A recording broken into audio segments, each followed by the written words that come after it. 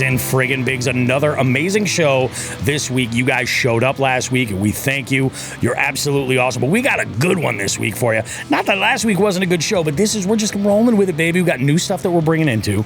A brand new segment here. It's all about the finances in fishing. You're not going to want to miss that. It's called Broke on the Boat, and you're not going to want to miss it. We've got a brand new fishing news headline spot for you. We got a guest co-host this week, which is something that you're going to see more of on our show. The one and only Wolf of Walmart, Dave Urke, in the house with us. And Tales from the back room of the bait shop, it's back, folks. You're not going to want to miss it. We got more Jigs and Bigs goodness coming up. All kinds of good stuff for you guys.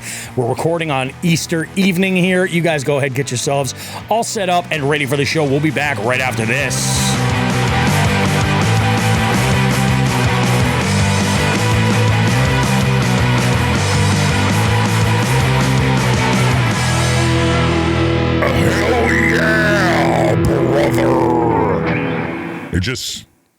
It was right, you know? It had to happen. Folks, how we doing? Jigs and Bigs, another great show. I am so excited. I got two amazing humans with me. As always, I've got the one and only Who the Fuck is Joe Brown. He's with us. Hot off the heels, by the way, from his first tourney of the year. And from what I understand, it was spectacular. It was phenomenal. We'll talk all about it. It was something. And the one and only Wolf of Walmart, Dave Urke, in the house. We got him here. How's it going? Oh, dude. It's Easter Sunday, and we are literally like coast to coast right now with our jig heads and the host, the way it's laid out right now. This is amazing. There's 3,000 miles between us. Technology is fucking magic, man. I love this shit. Dave's in the middle of an East Coast sandwich right now. He really is. He really is. It's like he's got Biggie and Tupac. No, he is Tupac. He's not. No, you're not P. Diddy anymore. No. That's not. No. But I'll take Biggie for that. But let's see. No, we'll call you Nas. Nas is a respectable East Coast rapper. I like that. I can go ahead and do that. Yeah. I figured I'm more like, I'm saucy because I'm between the two bread. You know what I'm saying? I'm just There you go. You're the maple syrup between the chicken and the waffle. You know what I'm saying? That's right. That's it. Up. I love it. Oh my God. I want to be the waffle. Yeah, you're definitely the waffle. I'm fatty and crispy, man. Hell yeah, baby. Man, good shit going along, guys. The word on the street is there's some eBay products coming to Dark Horse Tackle. Have you guys heard about this? This week, little birdie told me. Yeah, little birdie. We got some eBay stuff, man. Which eBay, everybody, if you've listened to this show for a hot minute, you know how we feel about eBay Lure Lab. And again, if you've been listening for any time whatsoever, you're gonna know we love Dark Horse Tackle. Dark Horse Tackle is like, man, I gotta tell you, It's about cheese. It's dynamite. And here we are. We got jig heads in the house. We got Metal Jones jumping in here. He says, eBay, all freaking day. These things are hot. You ain't bullshitting there, Zach. Yep. Good stuff. Jay Manning here going to the timely one. He says, Christ is risen. Oops, wrong chat. There you go. Hey, there we go. We'll give him that. I love that. I'm getting information, and look at that. Now I'm getting off the cutting room floor. Okay, so that perch pattern I need. Zach, you know what I'm talking about. You're texting me right now with these amazing colors. Yeah. Dude, I'm telling you, like, this is a relationship that needed to happen. eBay Lure Lab in a Dark Horse box. It's like game over. It is awesome. And this is what I love about, you talk about like custom painted baits. There's artists, and I use that word with intention. Artists putting together these amazing colors and patterns that just look insane. And you can't have enough friends in that community. Like, you got to. And they're just awesome, But like the eBay stuff is special. It just is. Like, we have a close relationship with eBay. So, we fish a lot of their stuff and have been for a little while. Who else do we have in the house? We got Cheryl Bentley. Every single eBay lure is a one-off because none of them are exactly the same. None of them are exact. He does every single one, by hand, and everyone's a one-off. Dude, I love that kind of stuff, dude. I've been listening to you guys for a long time, and I hear eBay all the time, and I've been with Dark Horse for a very long time, and I'm like, dude, when Zach told me he was getting in a box, I was like, it was just a matter of time. Just a matter of time. Watch how fast you put in an order now. Mm-hmm. Yeah. Don't threaten me. Yeah, it's true. It's true. So let's go ahead. Let's talk about like here. This is an interesting time of year right here. Like I've been listening to a lot of different fishing podcasts, and a lot of the sentiment that I've gotten from a lot of these folks is great. That it matches how I'm feeling. March sucks. March fucking sucks. It's too much of a wild card. You know what I mean? Like it could be fantastic. They could be just popping off. And then they could just be like, hey, fuck you. You know what I mean? In the flip of a switch, it can just go that way. And from, like, I've been listening to Cut and Retie. I've been listening to The Catch. And it sounds like everybody kind of has that same sentiment. Like, just March is just a gamble. But the good news is April starts tomorrow. And that's no April Fool's joke. That is legit. April starts tomorrow. And with it, we have the Jigs Bigs Multi Species Scavenger Hunt kicking off. And as it stands right now, my last look, we had 27 anglers logged in. No, we're up to 28 now. We have 28 anglers. And generally in the first week, we usually have a nice pop traditionally, especially in the spring, folks getting in on it. So registration is still open. You guys can get in on this derb. It's a monthly online tournament, but it's a little bit different. So if you're not already into the competitive fishing scene, it's a great way to kind of dabble a little bit, have a lot of fun, a great opportunity to win some prizes too. Even if you don't finish in the money, you can definitely kind of, have some fun and feel like you're learning a bit, you're extending you're gamifying your fishing in a way. But then also, if you are one of those competitive anglers, dude, this is great for you to jump into as a way to double down. You're out fishing and you catch that, that catfish you weren't planning on, or that off species. Well, that bycatch now goes towards something, and this way, you never know how it's gonna play out. It could work out perfect in your favor. So that is good stuff. I'm stoked. I'm going out and doing a bank send tomorrow with Becca. Fishing with Becca is so I'm gonna share this with you guys. She had texted me late last night, and your boy was in a state of mind. It was very late. We had a massive internet outage. Actually, let me ask you guys, because you're not in my local area. I've talked about this on the show. I have two internet service providers that come to my house, a lead and a backup. I rely on the internet so much in my house that I have two. I have T-Mobile, which is like a I don't want to say satellite, but you know what I'm saying. It's like a wireless. And then I have what we have is Xfinity. That comes to that. So the highest package that we have, and generally if one is giving a hard time, I can switch to the other and I'm all good. This actually all came from the podcast world. Like, it all had to happen. Dude, everything except my cell was just hot garbage. Every single network. And then I was looking at, how, Joe, we talk about those local, like, Facebook groups. It was lit up all over the place. People going crazy. Did you guys have any type of an internet outage, or anybody in any of the jig heads? Did you guys have an outage last night from like about 4 p.m. to like 10 p.m. in that window? No, not me. Yeah, I figured as much. You're on the entire opposite end of the end. How about you, Joe? Anything? Nothing? Oh, yeah, we did actually. We did yesterday. Okay. Yeah. No, was it yesterday? It was my last day of work. So Thursday. Oh, it's Thursday. Yeah, we had it. Okay.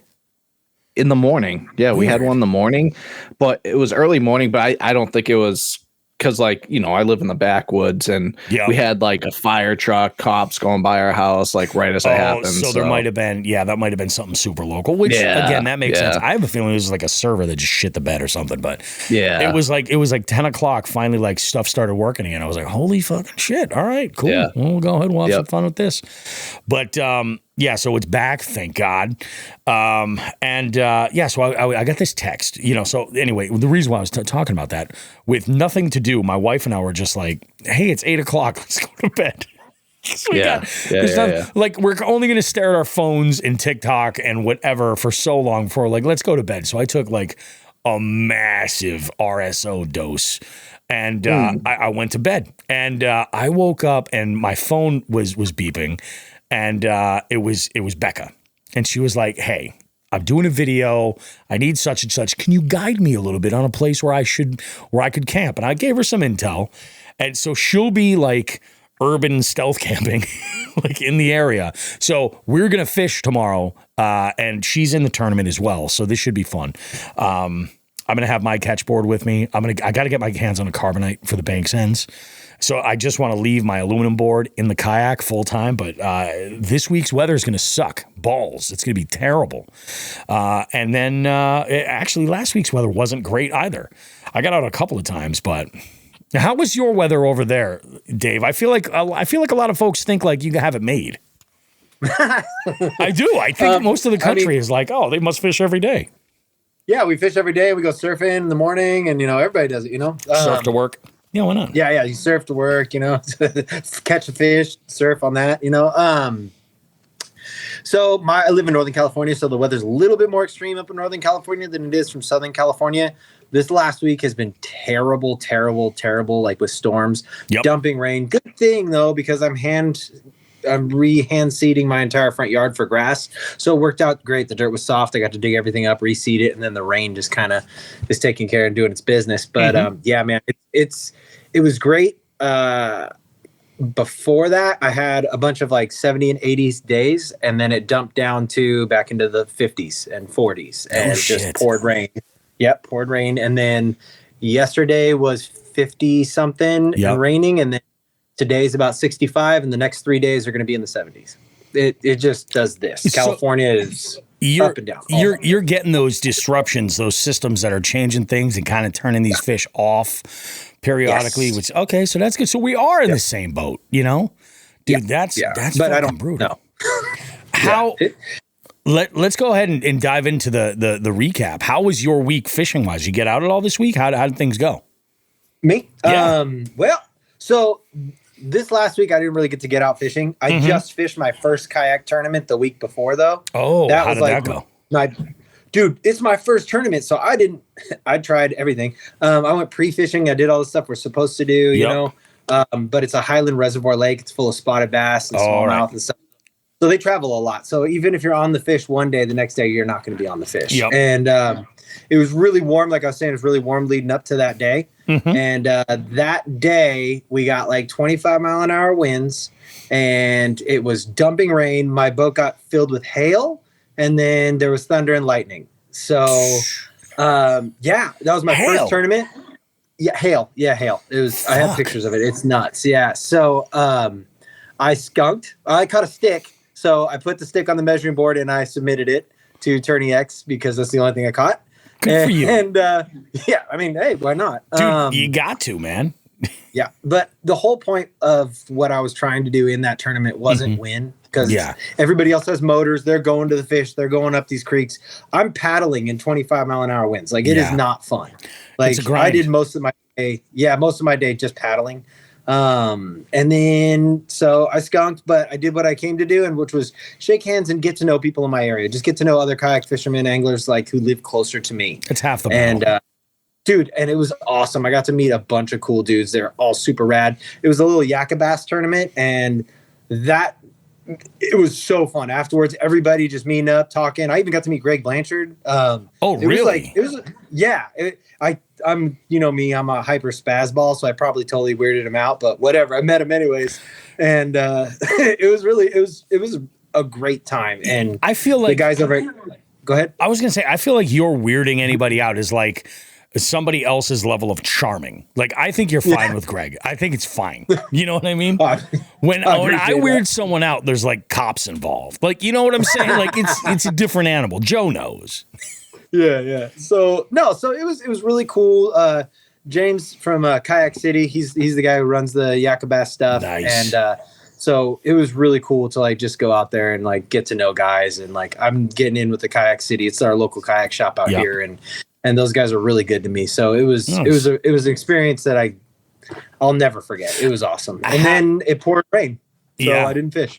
How did the boat how did it perform for you in a situation where you're out for like that many hours, like really putting some effort on? So my shoulders felt like softballs when I got done. You're going to be jacked by the end of the summer. Right. So the RVR is a riverboat. So when you get on big water that has a lot of wind, you're a leaf on a lake. Dude, I spent most of the tournament not even being able to finish a cast. Yeah. I would cast it, I'd start reeling, and I got pushed so fast into whether it's a rock wall or docks or wherever. Yep. And I was in a safe little cove, man. Like I had to paddle over to this cove to just hide out, and still just getting blown around because it's got a higher buoyancy rate. Yep. So it's made for moving water. I'm made to go over rocks and moving water. And if moving water's moving, I can kind of coast still. So when there's wind involved, I just got blown around like crazy. The boat performed exactly the way it should have, but Highland Reservoir makes it a different. Yeah. Yeah, it was all me. For sure. It was, yeah. So, dude. Dude. You're going to have fucking arms like fucking. I'm going to look like Joe. Just, I mean, I'm a big guy, but dude, I got fucking legs pedaling that thing around. You know what I'm saying? Oh, yeah, dude. Yeah. So and the first thing I said when I got off the water is like, I need to look into a motor. Like if I'm gonna do this more, I'm gonna. Oh, I got fired. I just got fired. Everybody, just so wow. That's harsh. That is harsh. Yeah. Dark horse tackle don't take no fucks. They don't give none either. Nope. Oh God. But then, after that, the week has just been my family and stuff, and just like nothing wrong with that, man. It was good. So that's crazy, dude. Now, Joe, I don't want to make the listeners wait anymore because this is your first tourney of the year of 2024. Hot out the heels of it was of a fucking doozy, man. We're off the heels of the championship. Yeah. So we're just going to talk about it because I didn't do shit fishing until then. I just prepped the boat on Friday. So I had the tournament on Saturday, and it was a fucking bucket of hot garbage. We got there, and it was sustained like 20-mile-an-hour winds with gusts of like 40, 45. This fucking lake, which isn't a very big lake, we had like 2 to 3 foot rollers on it. I felt like I was in the fucking ocean. Like I had water coming up over the boat constantly. The videos that morning, I was so nervous for you, dude.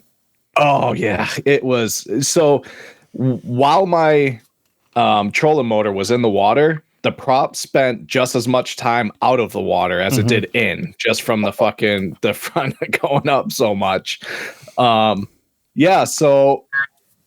I didn't catch one bass, not one. There was only 10 bass caught the entire tournament. Out of 40, just about 40 boats, there's only 11 bass caught. Are you? Oh my fucking God. So you can't feel bad about that. No. I did catch 2 huge crappie, like state pin crappie. That's fucking sick. And that's all I caught all day. And I caught those like right off the rip. And the rest of it was, oh my God, dude, I was just trying to survive. That's all. I mean, I did video the whole tournament, and I'm going to have some fucking TikTok, Instagram gold of me falling on the boat. Oh, I fell, almost went right off. I never use my butt seat on my boat, but I always have it in just in case. And I had to break it out because if I didn't, I would have fallen off the boat. Yeah. Like I had to have that as stability. I did find a couple spots that were a little better with the wind and everything. Just just some islands that blocked the wind and whatever.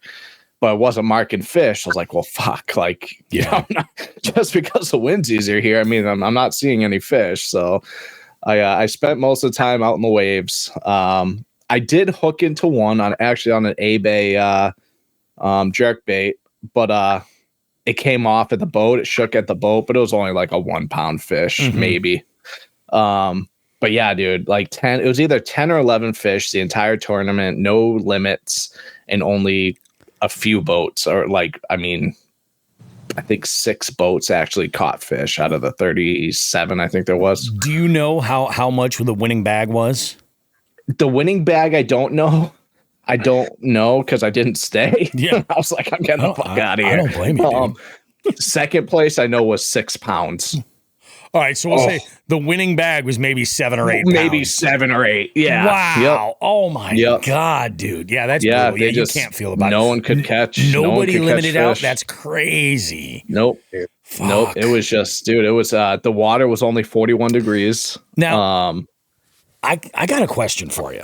Because I've dealt with, some wind in the past, and sometimes like when we were at the Camp Hookset, remember then? It was just it was I don't know what the fuck I was thinking. I should have applied the thinking that I was using when I was up in Maine in May of last year, because so one of the things when it's really blowing and my head isn't crammed so far up my ass that I'm fucking fishing like an amateur, I often what I'll do is I'll just say like, put all the rods down and just fucking pedal, right?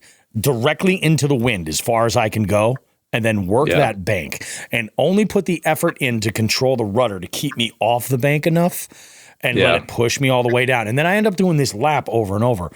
Every single one of the fish that I caught when I was in Maine was done that way, and it sucked. There was an island that was behind me that Delirious had gone to go and fish up against because it was much more sheltered. I couldn't find any fish there. I did fish that as well.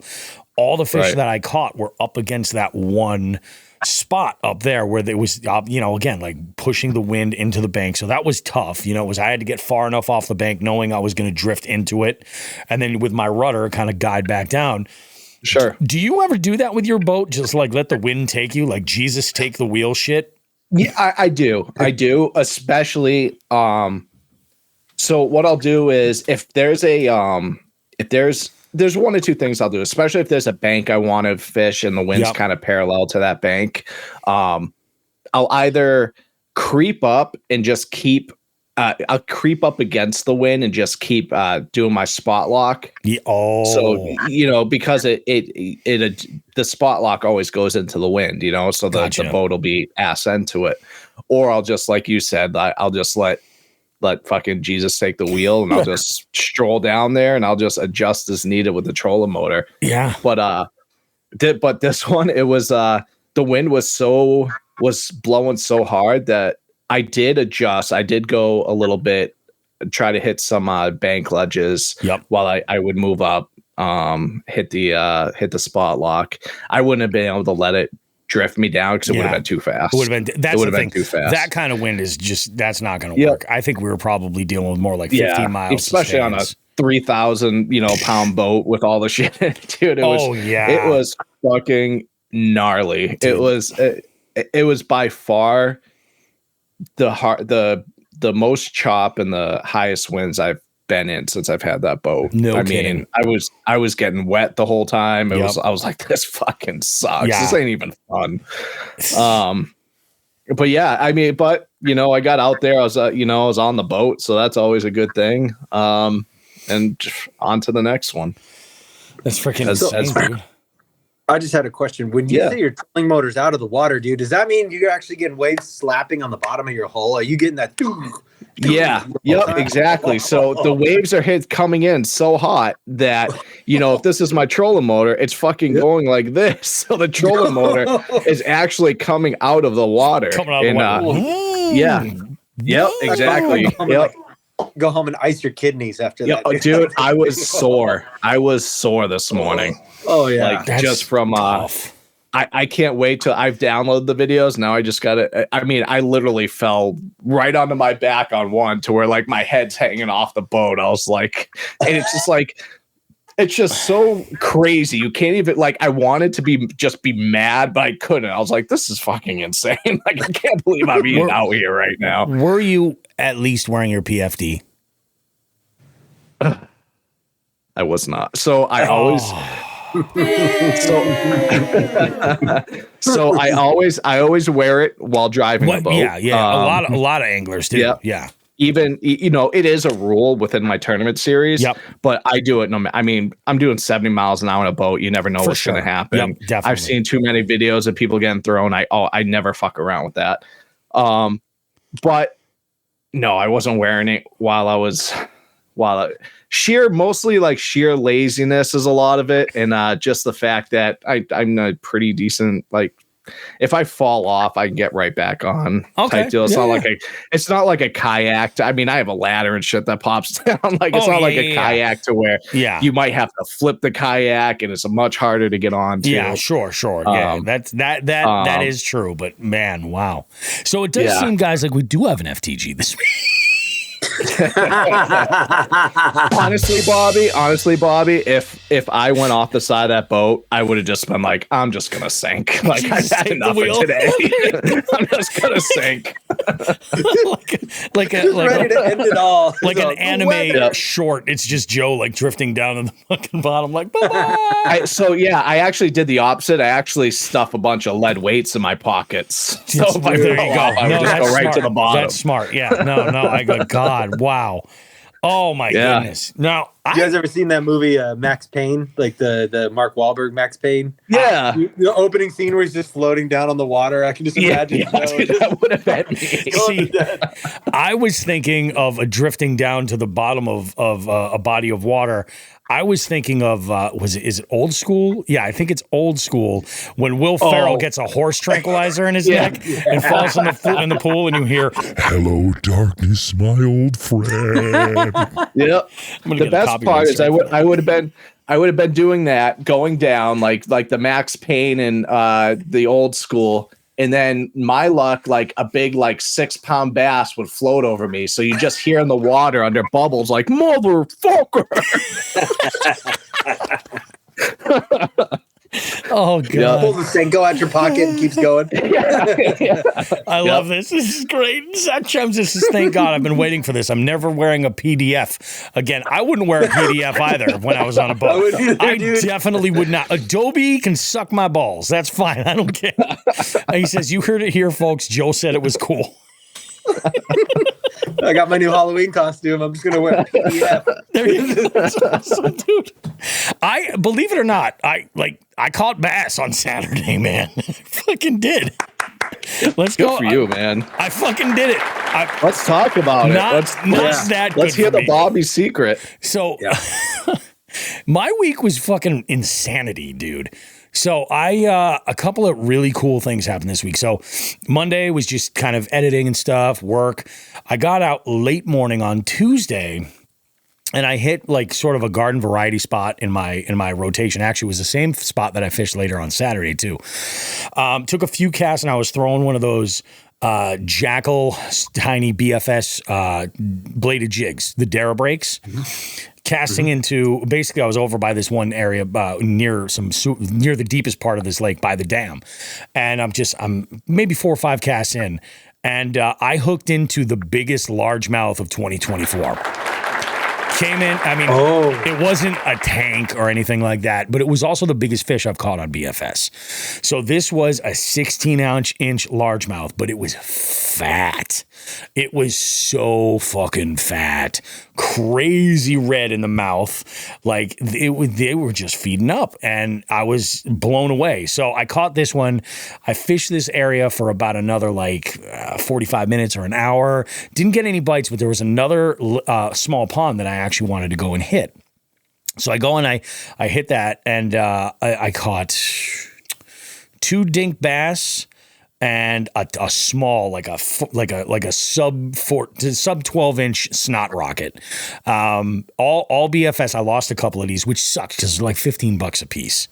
And bank fishing comes with the territory, And I can say that I was getting bit in heavy cover on this pattern, and I was just throwing these in a heavy cover. Like I was okay, whatever. We're gonna pay the price, But a couple of dinks. But I'll tell you what. I was amazed, like the fight on that small combo with that big fish, the first one. Oh, unbelievable. Decided after I lost my second Dara break, I was like, all right, cool. We're going to go grab lunch. Went home, continued on my day. Everything was good. Wednesday didn't get out. Thursday didn't get out. Friday wasn't a fishy day necessarily, but it was interesting because Friday was Good Friday, right? Non-practicing Catholic here, but my wife works in the school system. Her school system had Friday off. She said to me, husband of mine, take me out for lunch. So we decided we would go to this spot nearby in Northampton, Mass, called the Dirty Truth, right? Dirty Truth is like, it used to just be like a straight up like craft beer hall.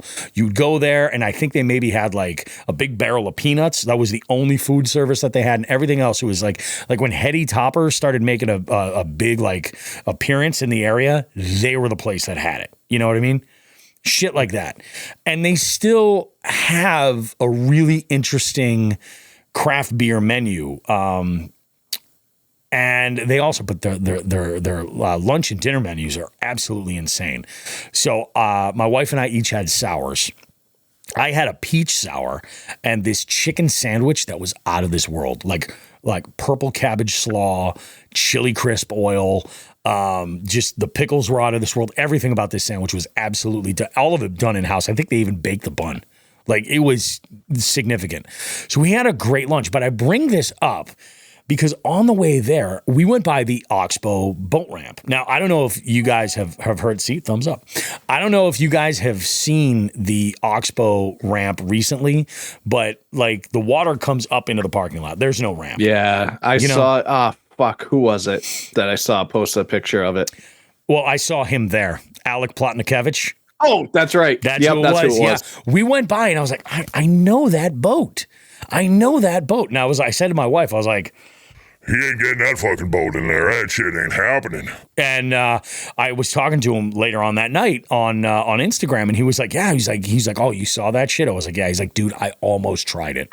And then we were talking about some alternate ramps to get him on the river and like but like some of these spots aren't even fucking open yet.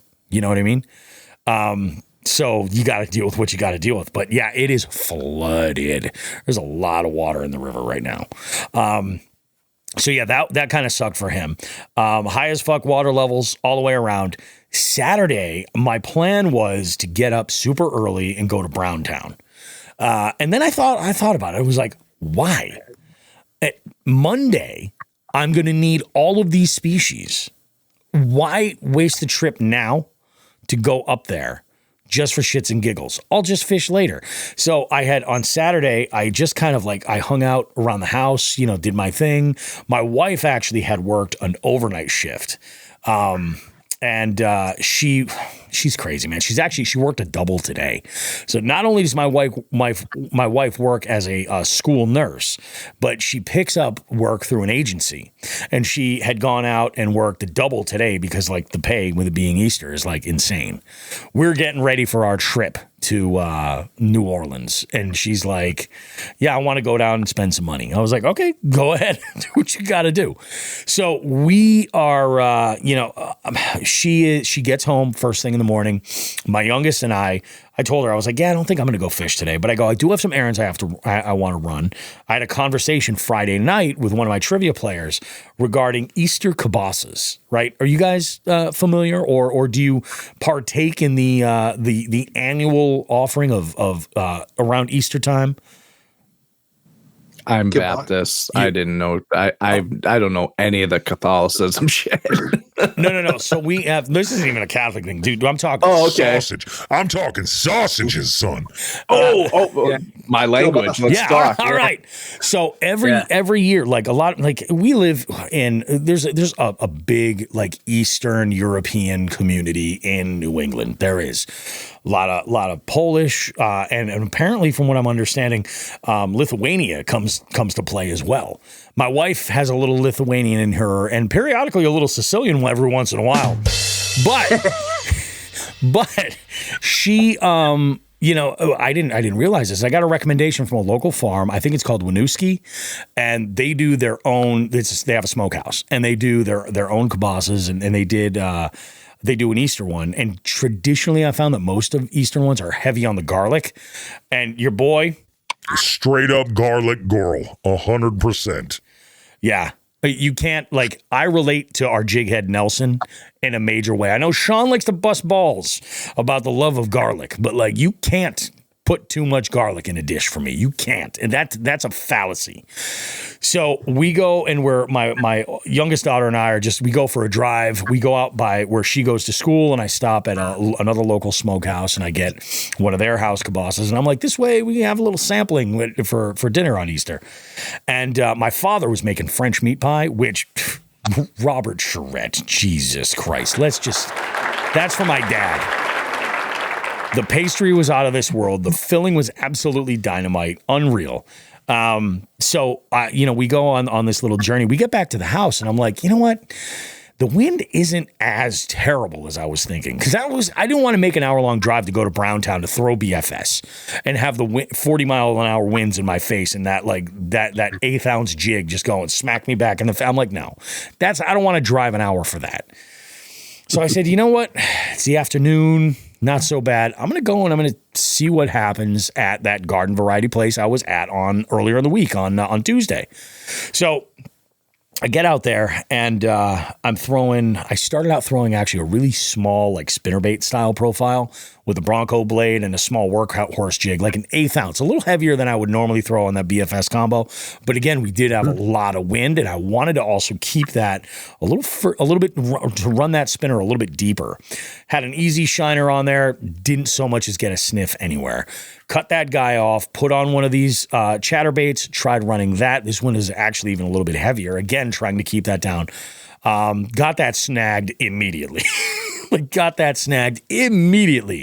I decided I would go to Old Faithful and just throw them, just because although it's very, very light and very delicate, there is a weed guard on those Kitech micro jigs that I like, the tungsten micro jigs. So I'm like, I'll tie one of those on. We'll see what happens. Pop an easy shiner on as the trailer. And I start flipping this thing all over the place. And at this point, I'm mobile. I'm just like, I'm going to give 4 or 5 casts to each spot. We'll see what happens, and I'm going to move on. Dudes, I figured out, like, if I just find, like, rocks that are up shallow, they're a little bit warmer, bam. I got some micro fishing done that day. I caught 3 in total, all of them on the same bait, all of them in different areas with very, very similar shit. And I say this because one of the things I'm most excited about later this year is the Susquehanna event at the Kayak Adventure Series. Specifically, I want to fish this thing. Delirious and I are talking about doing the team entry, but I am also going to be entering in the micro bag because it's a real fucking pot to win. It's a real pot to win, and it's a challenge. And I feel like I can catch those small fish. You know what I mean? I can do it. And I enjoy it. It's fun. So I'm going to go and give it a send. You know, we'll see what happens, you know. But I was like, we should do some training. Let's go catch some dinks. Let's see what we can do. And then once I caught on this pattern, I was like, okay, you know, and I'm you know, it's hard to hook those like super, I guess, immature mouths because the tissue is different than in a bigger fish, you know, and you know, I missed a couple of bites, but I managed to get 3. I was like, okay, I'll take that. I'll take that as a win right there. I got a couple questions for you on that one, Bobby. Just first off, how hard was it to get the hook out of those small mouths? There was only one that really choked it. But it wasn't terrible. Small, delicate set of pliers that I like to have on me did the job, and it was all right. I mean, it's like when they say like you got to downsize. Zach goes, you go to Uncle Frank's for Easter sausage. Come here, boys. Yeah, I suppose. The only other question I have for you is you and me had talked about BFS and catching, like you said, the largest fish of 2024 so far. How do you feel comfortability-wise fighting the fish on your BFS setup now? How do you feel that fight? A lot more confident. Like, I don't know how it would be if I caught anything that was like 18, 19 inches plus, how that would be. You definitely have to play these fish out. And if they bring you into some kind of heavy cover, it's like, it's a challenge. Like it really is. I will say that I do have some confidence, even though that's a light rated rod. I feel I have like, because not only did I catch this fish, but I had to reel down enough to it because I'm standing on a dam with a guardrail. So there's like a good probably 6 or 7 feet between the water's edge and the top of that guardrail. So I had to reel down to this, grab the rod and lift and flip him up onto where I was. So I feel pretty good about that. I don't know if that's something I need to give Shimano credit for the rod not snapping. I don't know if it's something I have to give credit to Reaction Tackle for, because I was using Reaction Tackle 10-pound braid to a 4-pound mono reaction. No, I'm sorry, a 4-pound fluoro Reaction Tackle leader. And it did not break, bro. It did not break. You did the 0 to 0 over a guardrail with a 100%. rod, I was straight up vanilla ice in that moment. 100%. 100%. Dude, it was awesome. So good. So that was my week fishing. Like, it was a good week. I'm not going to complain about that. I am a happy guy, you know? Tomorrow should be interesting. I mean, I know how these tournaments go. You know, it's like the first week shows up and you're like, okay, I'm all gung-ho for all these species. And, you know, it can be a grind, but I'm going to take it just as it comes. I'm here to have fun. And I think that's what all other 27 anglers that are already enrolled, Dave, you being one of them, here to have fun, man. We're going to have a good time and we're going to catch some species and see what the hell happens, man. It's freaking great. That's pretty freaking awesome. That's a good spot to kind of like step and hold here. And one thing I want to mention to all of our listeners and our jig heads that are dialed in and watching this as it unfolds. Tonight's show, we're debuting a couple of things. One of them you're going to hear in the third segment. We don't have somebody in the beef seat, but we're going to have a little conversation about finances this week. Because let's be honest, like when I got into fishing back in like 2013, when I first got into fishing, I was like, I kind of need to find a hobby that's cheap. And then, you know, that was clearly the dumbest thing anybody's ever said. And, you know, as you get into this, you know, you need to kind of like balancing a budget, whatever your budget may be, is important. You know what I mean? It is. That's what I do. Yeah, you got it. I mean, it really is. It's tough, and you got to make decisions that are sometimes kind of tough. So what we want to do with this segment called Broken the Boat is we want to have a conversation where you guys are able to talk to us and ask us questions, and we can kind of be that third party, like, in some ways, like terrible influence, like trying to get you to live your life, or if not, at least offering some suggestions of alternatives, a way to kind of like apply, like how to justify making this expense, or other ways to go about making it happen, whatever kind of advice we can do. And this week, we have a really good conversation that comes from the kayak end of things. Specifically, a friend of the show had reached out, sent us an email, given us some details about some of the bullshit that's been going on with this kayak that has been kind of in the works for a while, and things went to shit. So we're going to have a conversation about that. And I hate to say it, I'm going to say something in this segment. This isn't our final segment. I will say something in this segment that, like, if my father is listening to this show, he's going to be like, I told you, motherfucker. I'm telling you, like, something I grew up with him saying to me on repeat, and I was just like, would you shut the fuck up? If you know that meme where they're like, listen, would you shut the fuck up? Like that. Like one of the, I'm like, my God. But man, the old man was right. And we're gonna talk about that. So that's coming up. But then Joe gave us a little nugget of this. I just think that this is great. And are you ready for this, Joe? For our little, I love it. Let's do it. Let's do it. So we're in our first segment now. We're going to start featuring some fishing headlines, little clips of fishing in the news. So to make it official, let's go ahead and do this little open.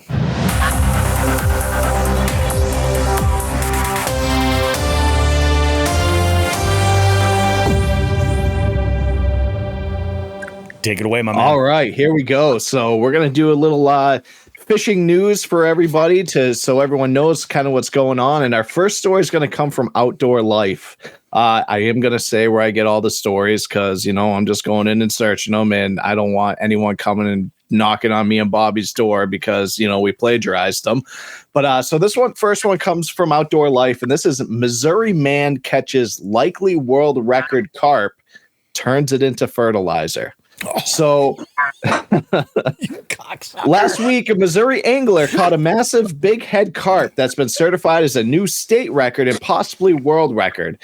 It stands to break the current world record for the species. George Chance caught the carp while fishing from the shore of the Mississippi River south of St. Louis. Chance, who lives nearby in Festus, said he hooked the fish on a crankbait. On a crankbait. Yeah. Chance explained that he eventually saw the fish's forked tail and realized it was a carp. It wasn't until he got it close to shore that he saw how big it was. He had to get creative to land the fish on his own. He quoted, "I was able to hook him with a hay hook in order to get him out of the water." This is the most like backwoods Missouri shit ever. Can you hear the banjos? Man himself. Who brings a hay hook fishing? That's what I want to know. It looked to be 50 or 60 pounds at least, he said. The fisherman took the carp to a nearby recycling center to use their certified scale. So the local recycling center is also the certified fishing scale. When he saw that it weighed 97 pounds, Chance called the MDC, Missouri Department of Conservation, right away. He says, "They told me it was a state record, and I said, 'You've got to be kidding me.' And then later they said it's not just a state record, it's a world record. The world record being 90 pounds out of Lake Gunnersville. Previously. No shit. Oh, hold on. I'm sorry. I may have misquoted that. I thought it said Lake Gunnersville. 5-pound difference. Yeah. But anyway, well, I'll get to that. But so the crazy part is this is under what they call the pole and line record. Can you guys guess what the previous state record in Missouri was for pole and line fathead carp? Take a wild guess. Oh, let's see. Wait, what was the weight on this one? 97 pounds. 97. I'm going to go with 50. 50. Yeah. I was going to say something like 45 pounds. 17 pounds. What the fuck? That's a small carp. Previous record was 17 pounds. Yeah, so although anglers in other states have snagged heavier big heads, the IGFA doesn't recognize snagged fish in its record book, which means that if Chance goes through the proper steps and sends in an application, his carp will likely be recognized as a new world record for the species. Let it be known that there's also a separate category for bow fishing, and the bow fishing record stands at 125 pounds. Oh, okay. Yeah, so... Yeah, I was going to say, what? So, Teenage Mutant Ninja Turtles? Yeah, so... Damn. When obviously this is an invasive species, you can't release it. So when asked what Chance did, I chopped up the fish and I put it in my garden. I'm going to eat it in the form of tomatoes and cucumbers. Fair enough, man. I can't. I wish I hold on. Let me see here. I might be able to. If I can present this real quick and kind of show you, let's share the screen. This ought to be. All hippie stuff aside, like at least he's giving back to the earth what he took, dude. That's awesome. I don't know how to do that share screen thing, but yeah, go ahead and check this out. That's insane. 97 pounds. This guy, if you look at the picture, he's the most retired looking grandpa there is. I mean, he's got the thing on like a pulley hoist system hanging, and he's got it anchored off his old school John Deere 0-turn tractor. Damn. And he's wearing a 1970s golf sweatshirt. It's the best thing ever. Dude, that is insane. And I mean, he hooked it with a fucking, lawn hook or whatever. On a goddamn crankbait. On a crankbait. This thing is as tall as him, just about. Yeah. It looks just as tall as him. But yeah, so that's the new world record carp out of Missouri, and we're gonna go off to the next story. This one comes. I got a couple sources for this one. This comes from Wire to Fish, and this one I think is a lot of people are going to be talking about. Yep. And this is MLF fisherman James Watson is suspended from MLF tournaments. Yeah, I read about this.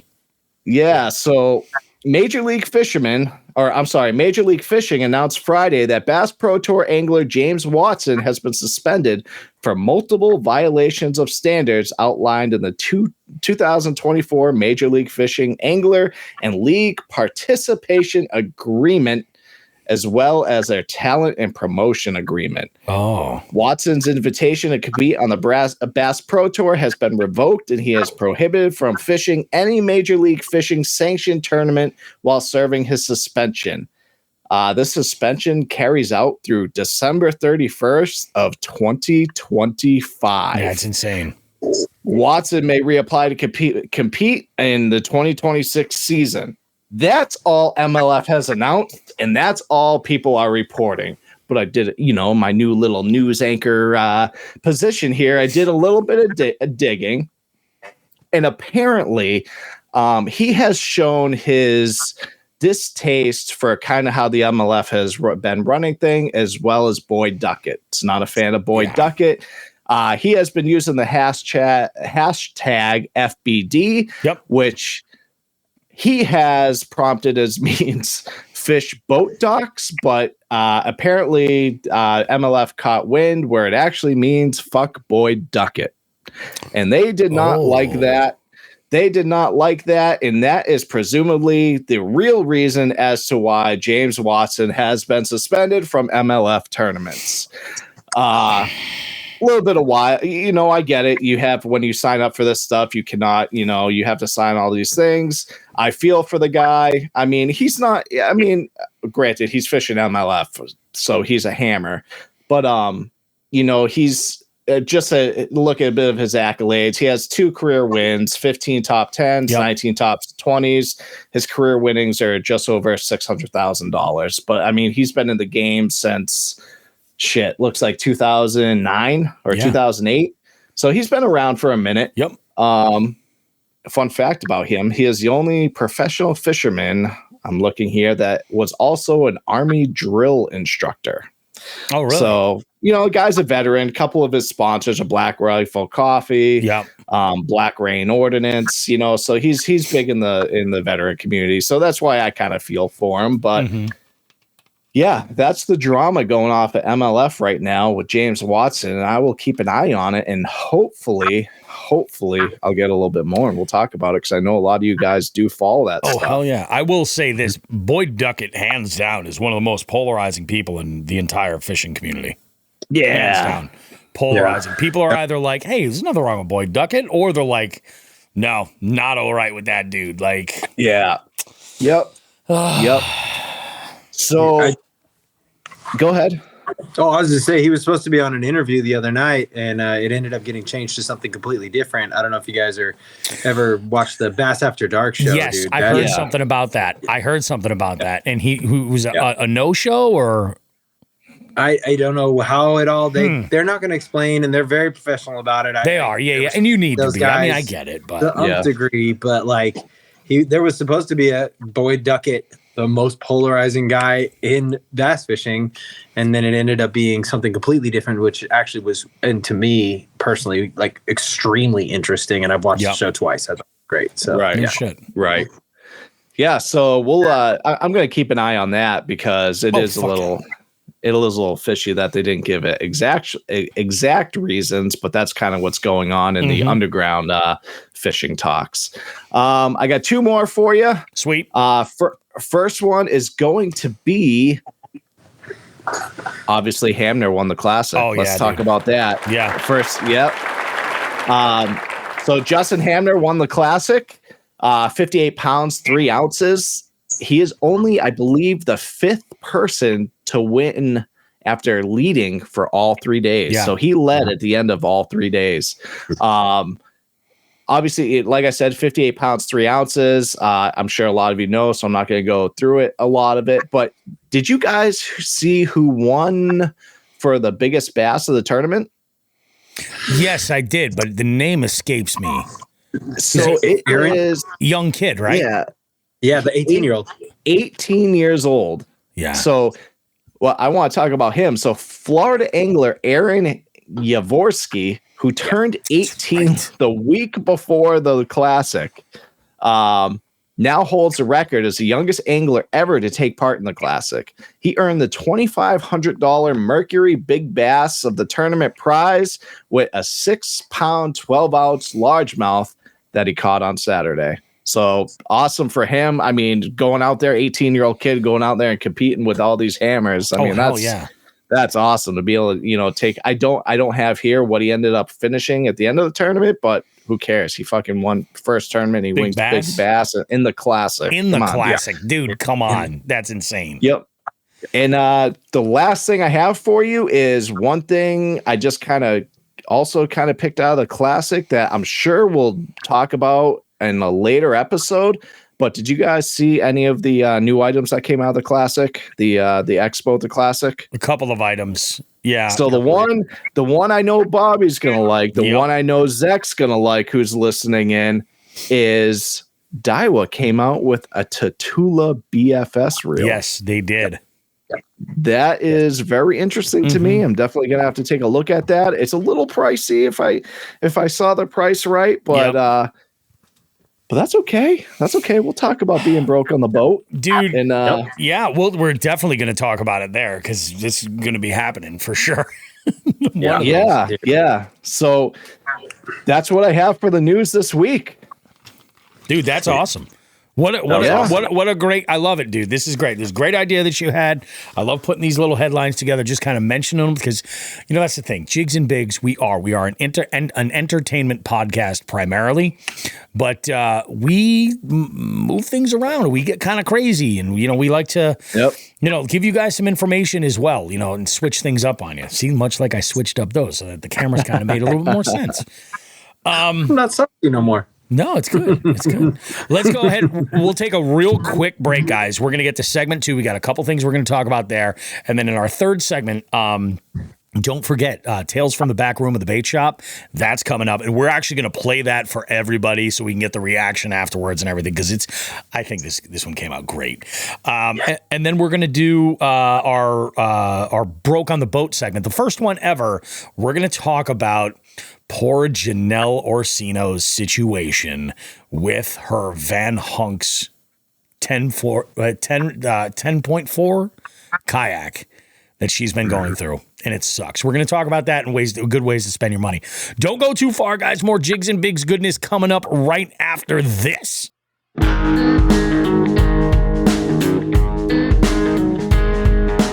Jigs and Bigs wants to take a moment to say thank you to our partners for helping us continue to push the limits of our fishing adventures and bring you amazing long-form podcast content. We need to thank Dark Horse Tackle, Omnia Fishing, A-Bay Lure, The Bay House, and The Ship Motel. We can't forget about Three Bells Outfitters, Torres Sunglasses, and of course, Reaction Tackle. Be sure to check the description of this podcast for any associated affiliate links or promo codes they've generously provided our listening audience. Again, we cannot thank our partners enough for their support. Please consider supporting them and supporting the show in the same process. Thanks.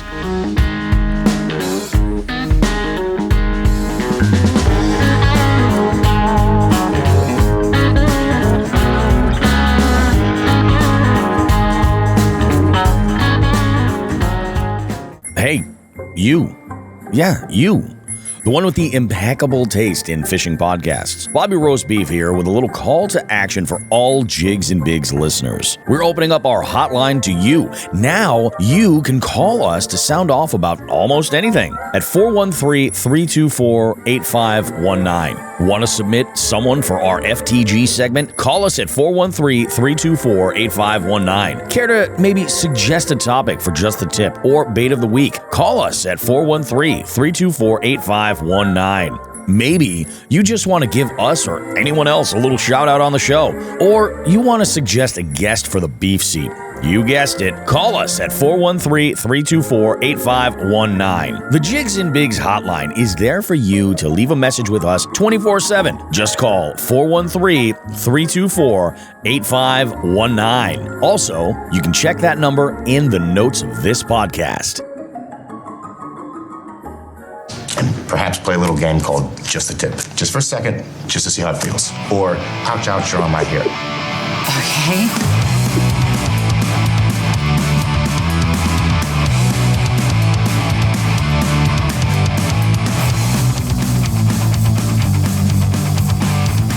You guys know the deal. When we have a guest co-host on, we like to get their input for some of these segments. And Dave needed no prompting at all. He texted me as I'm driving over the bridge over the Connecticut River from my folks' house, and I get a text, and he's like, I got a great Just the Tip too. What do you think of this? And I'm like, game fucking on. So Dave, I'm gonna give the floor to you, my friend. Go ahead, hit us with some fun shit.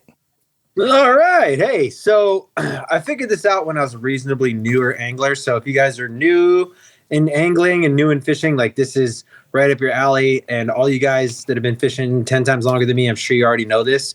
I was a bank angler for a very long time. So I fished a lot of still water. What ends up happening is I came across this idea that ended up, it's worked out for me, and I want to say 10 out of 10, but I'm sure my buddy Andy will tell you it worked 9 out of 10. I just can't remember the time it didn't work so far. I call it the turtle pattern. And the way bodies of water and ecostructures are set up, turtles are more of a scavenger species. They do not hunt. They do not kill. I mean, I don't have snapping turtles here. I don't know what they do, but I can tell you okay, cool. The pond turtles that I know of and lake turtles that I know of, they don't hunt, so they will eat anything they can find. And what better than to stick around some bass that are feeding up on some bait fish? And so I started throwing either whether it's a paddle tail swim bait or say a bladed jig or even spinner baits when I see turtles, because especially when the water's warm and you know there's fish in there and you can't buy a bite, start throwing around a turtle. And I mean, I wouldn't necessarily throw a worm on a bobber around a turtle, but any moving baits around a turtle. And I can tell you every single time that I've done that, I've pulled out a pretty decent fish. The bigger the turtle, the bigger the fish. Because again, ecostructures, they try and stay around similar sizes. They don't want to be intimidated by creatures bigger than themselves.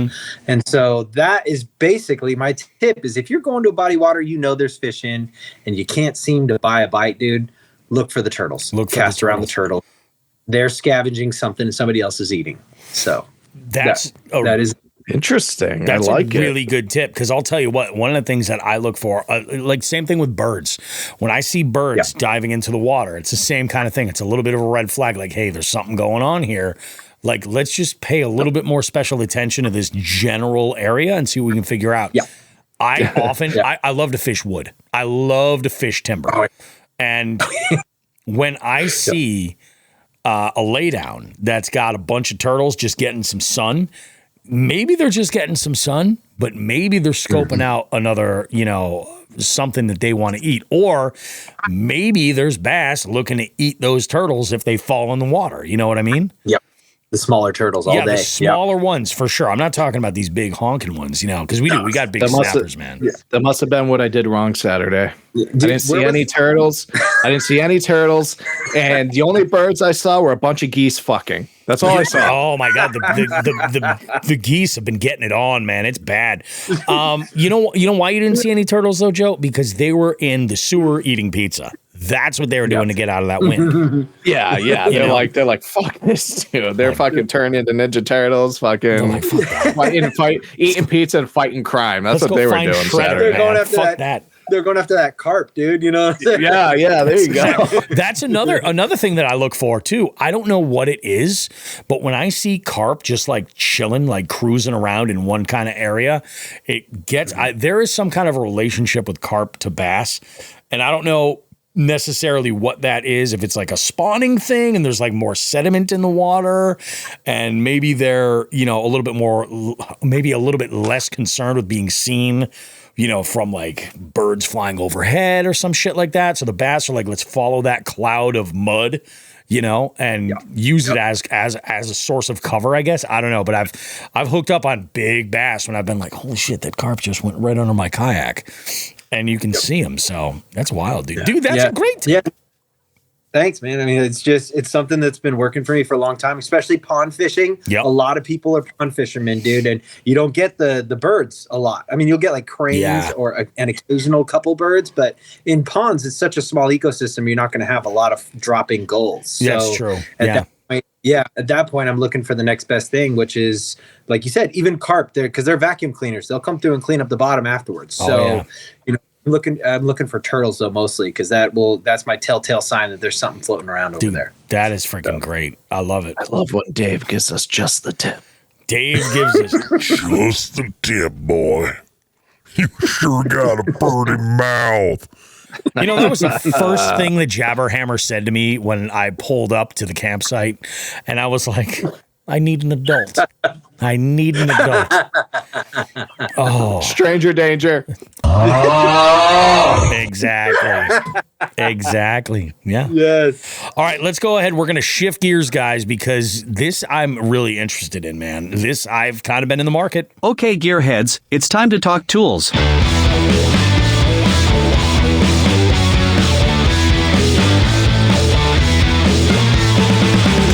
Jigs and Bigs gear of the week. So this is another Joe one. Yeah, this is great. I'm busy guy tonight, dude. I love. So this. Listen, we're gonna talk about something. I don't know if we have talked about it. It's been a minute. Mm-hmm. So we're gonna talk footwear for a second. I love footwear and how I accidentally fell in to the most comfortable boots I have ever worn in my life. So let's have a little bit of story time. Okay. So Joe needed some new boots for work. Everyone knows Joe's in the military. Joe's boots have to be a certain color, all that bullshit. I don't get the ones they supply me because the ones they supply me are fucking for people with like club feet. They're uncomfortable. I don't like them. Yeah. I work in an office now. I want to be comfortable and bougie. So I bought 2 pairs. Okay. And I bought a pair of Under Armour, which just shove those to the side, and I bought the On Cloud Cloud Rock 2. Okay, this is a waterproof hiking boot. I received them both in. Okay, the Under Armour I had to go with for work because when the On Cloud came in, it wasn't the color I needed it to be, and I just couldn't swing it at work. So the wife says, "Oh, well, you're going to return that pair, right?" I'm like, yeah, I'm going to return it. Like, I'm not going to, what do I need 2 pairs of boots for? But I was like, you know, she went back into the room doing her thing and I tried them on. I was like, like these are nice. And long story short, the On Cloud Cloud Rock 2s are by far the most comfortable boot I have ever worn, and maybe even the most comfortable shoe I have ever worn. What are they? The On Cloud what's? Cloud Rock 2. Cloud Rock 2. These right here, Joe? Yeah. They are, I mean, they're pricey. You pay for them. They are waterproof. But oh my God, are they comfortable, Bobby? Really? My God. And a cool thing is 30% of these shoes are made out of recycled content, and the polyester in them is 95% recycled. So that's kind of cool. But my God, dude. So the On Cloud brand has kind of been big in the military for like running and stuff of late. They're a fairly new company that are getting pretty big. This was my first pair of anything by them. And let me tell you, then I'm going to be buying their sneakers soon. And I'm not going to turn back. They are, my God, they are so comfortable. I can't even say it enough. I am not paid by On Cloud. I have no affiliation. They are just the most, and I have worn some, you know, nice boots between Keens, Loas, Sorels, Solomons, all those. These blow them right out of the water. Really? Yeah. Hey, my wife, she's a runner, and On Cloud is really big in running, you know, all that. Yep. And so I tried on some On Clouds many a time just because I'm in the store with her getting shoes, and I try them on. I'm like, I can't, man, because I'll wear these. I'll throw everything away. Like, and they are not budget friendly. I will admit that they are not budget friendly. Although, but you get what you pay for. I'll say this, man. Like, dude, every time I'm a Chippewa guy. You know? Yeah. I know that's not like a high end boot at all. Yeah. But I mean, they're sturdy. Like I get a lot of use out of mine. I really do. Sure. And, sure. I mean, I think the Chippewas I have are like $189. You know what I mean? Okay. These aren't that bad. You know what I mean? No, they're actually. It looks like they're on sale everywhere right now for $165 right now from $220. That's what I'm saying. The $219 on website, dude. I'm gonna have to check. Yep, that out. They have like 6 colors. Yep. And these are just the only ones that boots that I have worn through them. But my God, like I'm hooked. I am hooked. Dude, I bet. I mean, I work construction, so I live in boots 90% of the time, you know, and I've tried all sorts of boots. I've tried all sorts of brands. And so $200 is not out of the ordinary to spend on a pair of boots. You're looking $200 to $300 for a pair of leather boots with solid soles that have leather insoles, and they hurt the hell out of your feet for the first couple weeks until you quote unquote break them in. So the fact that On Cloud has a boot is and this is, you know, this is a hiking. This is, you know, they it's not a work advertise as a hiking boot. It's a hiking boot. But it's everything about it was just like quality. They're great. It's a great boot. I've been wearing them for a few days now, and I absolutely love them. I'm in the market for a couple pairs of sneakers, and so go check them out. The On Cloud Cloud Rock 2 for boots, and you know, from what everyone's telling me, everything they make is just phenomenal. So whether you're in the market for a sneaker boot, they're waterproof, the boots. So I'm loving them. Dude, that's good to know. You know, it's funny. When you first mentioned that you were talking boots, I was like, because my thought process was, so I was thinking boots like when I'm kayak fishing, shit like that. Sure. I have a pair of these Honeywell like service style boots, just a general like a shit kicker. You know what I mean? A muck boot, sort of. Just a rubber boot. They're great for when I'm bank fishing and I have to kind of like get into the water like up to my calf or so. Like I can. It's really nice in some situations. When I'm on the kayak, don't love them so much because I need something that goes up a little bit higher for when I'm launching my kayak using the Boondocks landing gear that I use. So I actually have to get up to like just over my knee. So what I do is I have a pair of Frog Togs, like hip waders. They're insulated, right? So this is part of what lets me go out when it's cold and it's wet because they're insulated. They're pretty good. And I got it dialed pretty well. But they're just bulky. And, you know, when the sun does come out, man, you sweat your ass off. Like, they don't breathe at all. It's ridiculous. Right. And then I was watching a video real recently, and it was Chad Hoover was talking about these boots and a boot and sock combo. And I was looking at it, and of course, like, the socks are from a company called Sealskins. And they go up to about like your knee. They go up pretty high and they breathe, but they're waterproof, you know? And they're not cheap. I mean, it's like $60 for a pair, but still, I'm like, that's reasonable. And the other ones that he mentioned, he's like that combo of the sealskin sock and this Frog Togs. It's a neoprene cleated surf and sand boot where the zipper is at like the middle, right up the top where your laces would go instead of being on the side. And it's gusseted all the way around. Like it's pretty significant. Of course, like they're on crazy sale right now, but I'd have to buy them a half size down because they only have 2 size and they are final sale. They're being discontinued. So of course, yeah, I'm like, of course, yeah, of course. I'd consider the NRS stuff, and that's when you were talking boots. Like that's what you were talking. I thought that's where you were going with it. Yeah, but still, man, that's something I might look into for like. Just everyday wear, all kinds of shit. That's what I've been doing with them. I wore them. Yes. No, I didn't wear those. I wore my Keens yesterday, and my feet got wet. I was pissed. But yeah, they're phenomenal. They're so comfortable. And granted, I haven't like hiked with them per se, so I haven't been like really in the woods with them. Just as like an everyday. But yeah, they're phenomenal. No, it's perfectly relevant because, like I was saying about my work boots, I fish in those because I'm on the bank, dude. Me too. If I'm on the bank, I'm wearing my work boots, and my feet are getting smashed and pinned and sore. Like, right. I can imagine. That's what I was saying. Those, I'm going to look into those because, dude, that for sure. Bank beaters kick, dude. That's awesome. Yep, I'm into it.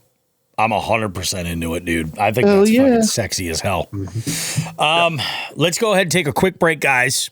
We're going to come back, and when we come back, we've got Tales from the Back Room of the Bait Shop. Not going to want to miss it. We got a good one. It's comes to you via one of the Dark Horse Tackle pro staffers, actually. Brandon Kipp. Yeah. He submitted this info, and actually his picture with this giant fish, that's the cover art for this week's episode. So you're not going to want to miss that, guys. We got that coming up. Plus, we're going to talk about money, you know?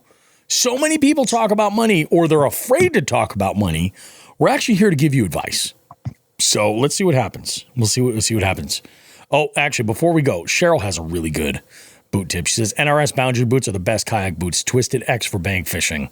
Really, I've never heard of the Twisted X. NRX are great. I've heard good things about them. They are expensive. Yes. Definitely. And I got to know that they hold up. So I'm keeping an eye on them. Cheryl. Guys, we'll see you in a bit. Don't go too far. Much more Jigs and Bigs coming up right after this. Hey guys, Bobby Roast Beef here from Jigs and Bigs. You know, if there's one thing I can't stand spending money on, it's on something that's not versatile, something that I can't get a lot of use out of. I want to talk to you about Frost Buddy. What Frost Buddy is it's one of those can coolers. I've seen these before. In fact, I have some that are limited to only fitting one specific size of can, like a standard 12-ounce can. I stumbled onto Frost Buddy, and I was blown away with it. So versatile. Fits standard cans, tall cans, slim cans, and even 12-ounce bottles. And the magic is the insert fits all of these items in various stages within the insert. And when you take that out, you can fit a full 16-ounce tall boy can. In fact, it even doubles down on being versatile with the coffee lid. And on my recent trip to Chickamauga, I had a field day with this thing. I was throwing beer cans in it. I'd have coffee in the morning. On the drive, I was throwing in all different sizes of cans for different canned coffee products to keep me awake on the long drive back. The thing was amazing. So I recommend you check out Frost Buddy. If you're in the market for either a travel cup for your coffee or a can cooler at all, either one of those, check it out. For the money, you cannot go wrong. What I've done is this. In the show notes for this podcast you're listening to right now, if you look there, you'll find a link to Frost Buddy where you can get yours. And not only can you go and get your Frost Buddy there, but you can help out the show as well. Go and visit that link in the show notes to this podcast. Check out a Frost Buddy. Tons of colors, tons of patterns, all kinds of great stuff. And it's a great spot to put your Jigs and Bigs sticker too. Take it from me, Bobby Roast Beef. You're going to get the most versatility out of this one product, probably out of anything you're ever going to buy, especially for anything that you're drinking. Frost Buddy. It works for me. I'm a happy guy.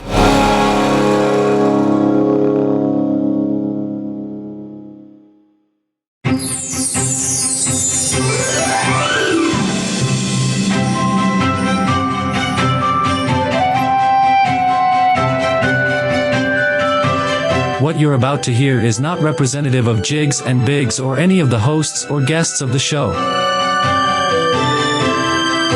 And now it's time for Story Time from the Back Room of the Bait Shop.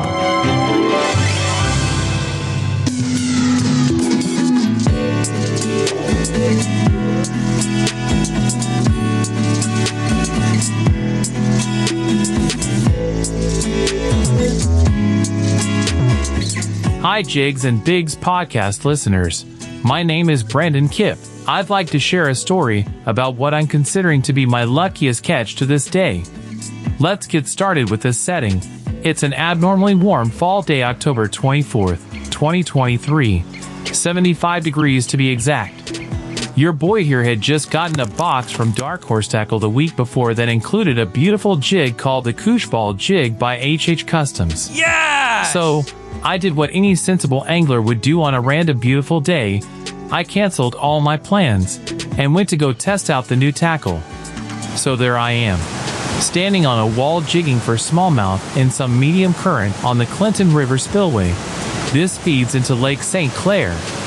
My friend who is with me decides it's a good time to blow the fish whistle. So, I stop and just let the jig soak for about 30 seconds while I partake in the fish whistle activities.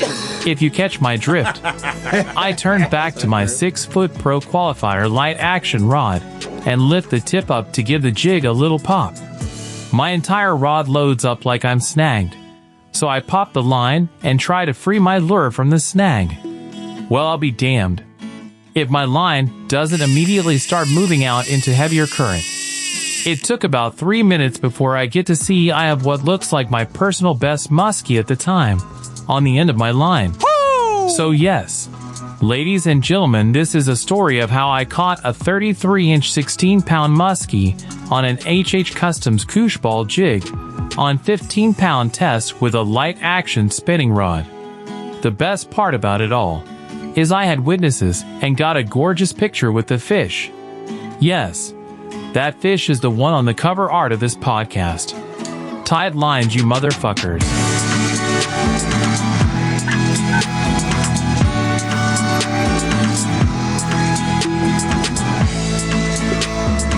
That's what I'm talking about, man. I love Absolute that gold. shit, dude. That is great. Correction, Zach texted me immediately, straightened my ass out. Brandon's not a pro staffer. He's just an amazing customer from... Yes. Yeah, and he's an amazing customer of Dark Horse Tackle. He's putting in work. I fished that HH Customs jig. I've caught a bunch of fucking bass on it, but dude, a muskie, and dude, the size of that fucking muskie is insane. Have you guys seen that fish?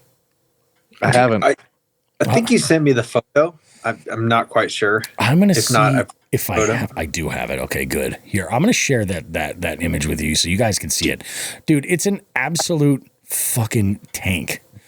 Not now. H&H, take care of this, man. Holy cow. Because how do you not bend the hook on that, dude? That's what I'm saying, dude. It was just like, oh, man, he fucking just killed it. So let's go ahead. Let's see. We'll pop this here. There we go. Photos. Boom. Look at the size of this fucking muskie. Holy shit. On that tiny jig, dude. Aaron. Oh, man. Brandon, fucking A, dude. One more time. On that tiny little jig. Absolute fucking tank. Like, great awesome fish. And this is great. Todd S chimes in. He goes, I fished the Clinton River. Best part is the fish whistle. LOL. I can get down with that. Fair enough, man. What a great story. I love that shit. So I'm going to tell you, there's a handful of ways. If you have a great fish story and you want to share it with us, or just a fishing adjacent story, maybe where things were fucking crazy. Hey, maybe you fished late at night, for catfish, and then went to Waffle House and shit got real. I would share those stories with us, man. These are the stories from the back room of the tackle shop right there. You're in the bait shop, that back room that you're like, you can share. There's a code. Nobody's going to say shit. You know what I mean? And what you can do if you're interested in telling us, yes, of course, you could call the hotline and leave us some information there, but you're going to be limited to a little bit. The best thing to do is to either email the show at jigsandbigs413@gmail.com, or you can also just DM us on either Facebook or Instagram. We'll take that text, and what I'm doing is I'm just running it through an AI program and then editing a little soundtrack to kind of paint the picture of your story. And we'd love it if you guys did more of this. I'd love to include these, like a 1 or 2 a month would be awesome if we could do that. So if you're listening to the show and you've got a good story, send it to us. And we'll make it awesome. We'll tell your tale. And if you want to be anonymous, if it's that kind of story, maybe that's something to do with Uncle Frank. You can go ahead and tell us not to use your name. Don't worry about it. It's all good. I just wanted to put this muskie on the cover because, dude, that's what I'm saying. That's insane, dude. Yeah. Like I couldn't even imagine trying to handle a fish with that style rod, knowing my line is 15 pound, and then having you got like an 1/8 ounce jig on the end of that thing. Dude, like yeah. Dude, I'd just be sweating the whole time. My whole fish whistle would have been gone in like 3 seconds. Oh yeah, tiny little jig, tiny little hook on that jig. You know what I mean? Yeah. The fact that sucker didn't bend out. Oh my god. It is tiny. That's a jig I throw on my BFS combo. And it's I can't believe that, dude. Good for you, Brandon. I'm stoked. So, yeah, guys, if you're interested in telling a story from the back room of the bait shop, go ahead and send us a DM or give us an email, and we're going to throw information there. If you're not sure how to contact us, we'll put all of that in our description of this show, so you guys can go ahead and take care of that. Now, I have been wanting to do this for so long, man. Joe and I had this conversation, and I can't even say for so long. It's been 7 days. It's been a week. I have had this dream since lunch, and I'm not ready to give up on it yet. So what happened was this. I was listening to last week's show, and it was a comment in the live stream that I had acknowledged from Dan Griffin. And Dan Griffin said something to the effect of, yeah, it's not just you, Bobby. It's Joe's a bad influence too. That's how I got my boat. And I was like, you know what? Wouldn't it be cool if we kind of gave some folks a little bit of insight from a third-party perspective to say, like, well, hey, these are some options. You know, let's talk about the money. You know what I mean? Can you do it? Can you make it happen? And that's kind of what we have here. So we're going to tell a little tale. I'm going to go ahead. I even made a fancy little open for this because I think it needs it. So let's go ahead. This is broke on the boat. It's time to go broke on the boat. Joe and Bobby's Guide to Fishing Your Funds Away. I am never going to financially recover from this. It's true, you're not. You're not. It's done. Game over. No. Not when you get advice from me. So I wanna talk about it. This is a situation that immediately came to mind. Like, we could do this right away, and I knew that this was a situation. So we've had Janelle Orsino on the show before. Janelle, a New Jersey angler, fishes pretty hardcore. Like, I mean, I just recently I said, on average, how often are you fishing? And she's like, really on average, like 3 days a week, sometimes as many as 5. And I was like, okay, all right, cool. So on average, you're out there a few days a week. Now, her background, she's been fishing her whole life. Her dad's got a boat. They go up to Champlain and they go out in, different larger bodies of water. She fishes from the bank, and she's also primarily really a kayak angler. Now, Janelle had, I forget what her previous kayak was, but it was a paddle kayak. And she was looking into getting in a pedal kayak situation.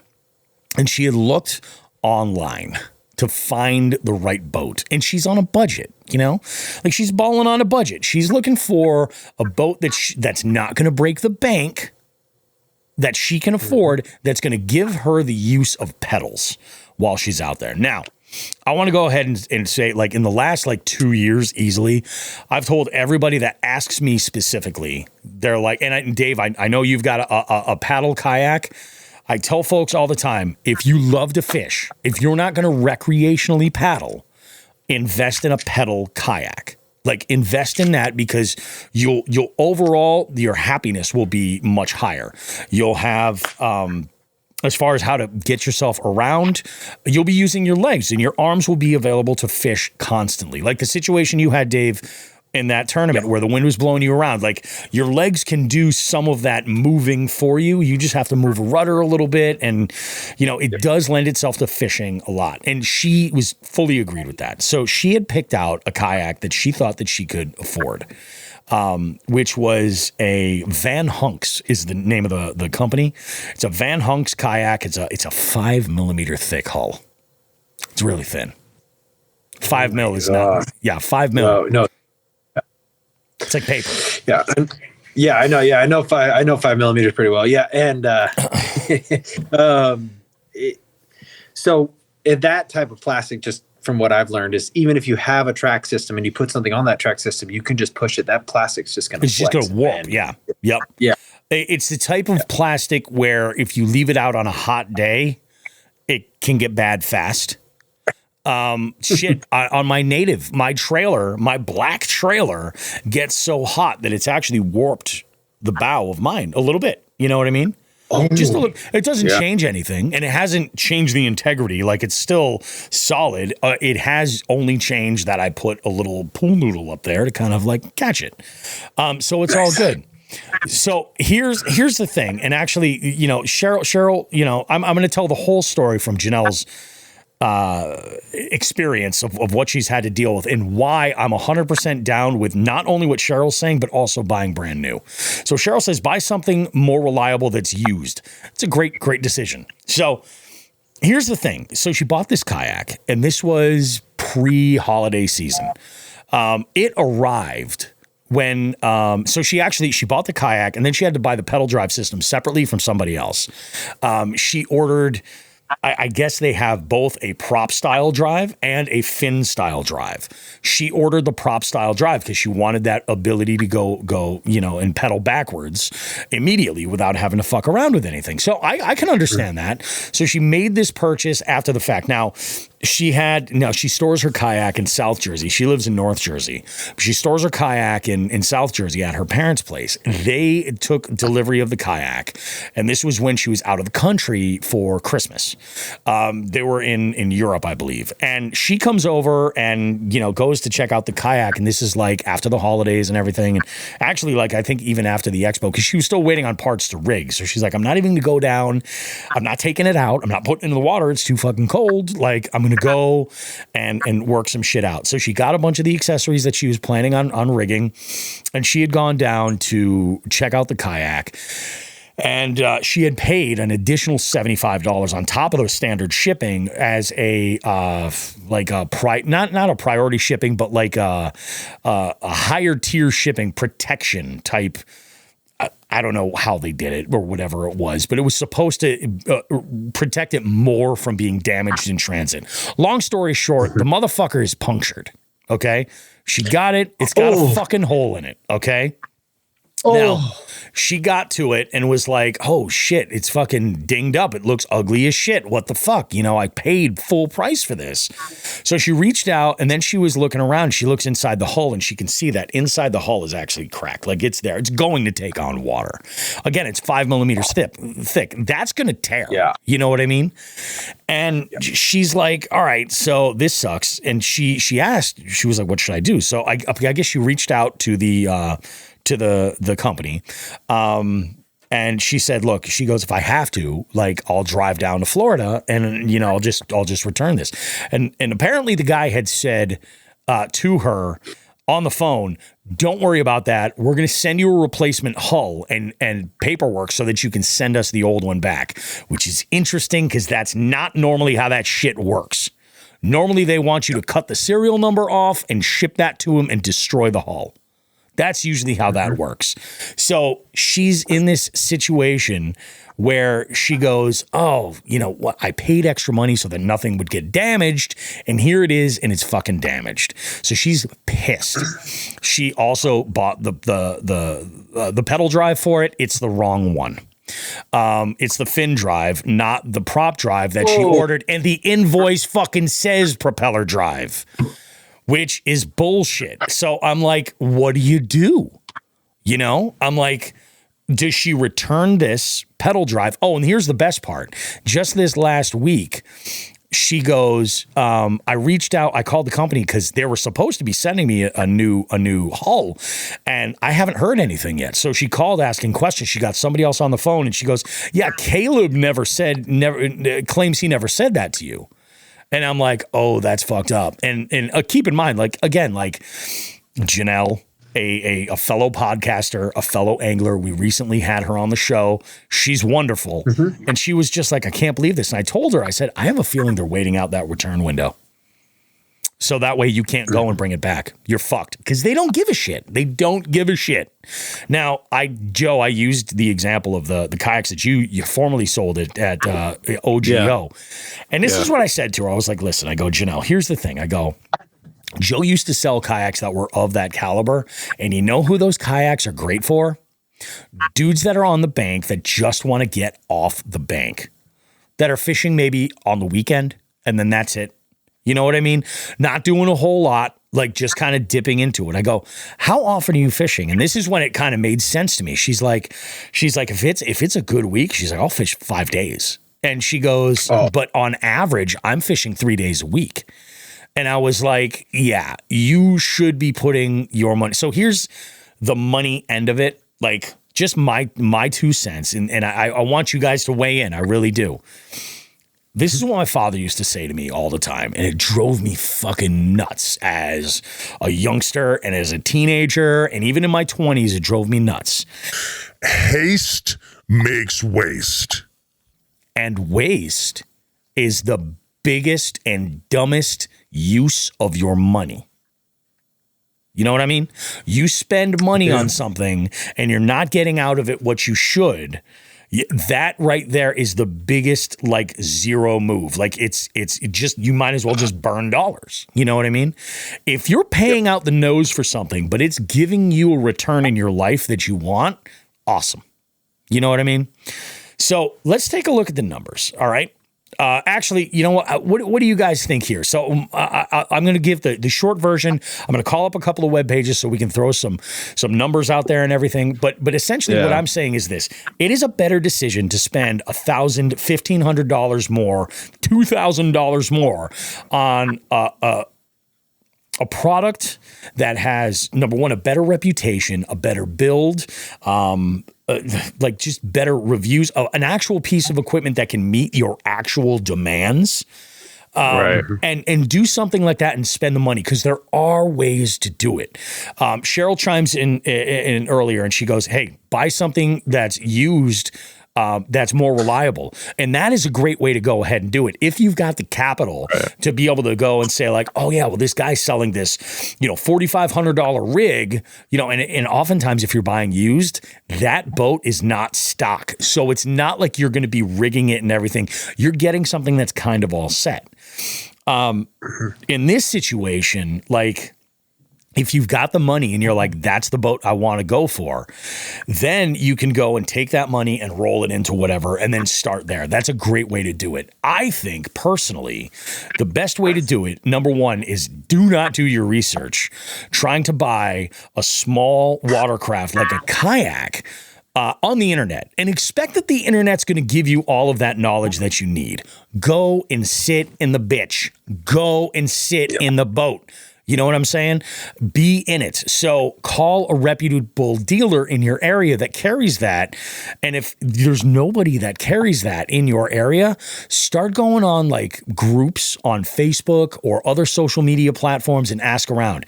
Hey, does anybody use this specific brand of kayak? Would you mind meeting me so I can take it for a rip for 15 minutes and figure out if that's the right hull? It's not about how it's rigged. It's not about anything else. You just want to know about the hull. You might get into a boat and find out that the seat just sucks for you. Or you might get into a boat and find out that like, holy fuck, I thought that 36 or 38 inches wide was plenty. And in my situation, it wasn't. I wanted to go wider for more stability. That's what I was looking for. So I was looking at boats with that. When I demoed my boat, I 100% all day on the drive down to Three Bells Outfitters. In my mind, in my heart of hearts, I thought I was going to leave in a big rig. And I didn't, because when I went up against it and I sat in the Titan for the first time, I was like, wow, this feels right. You know what I mean?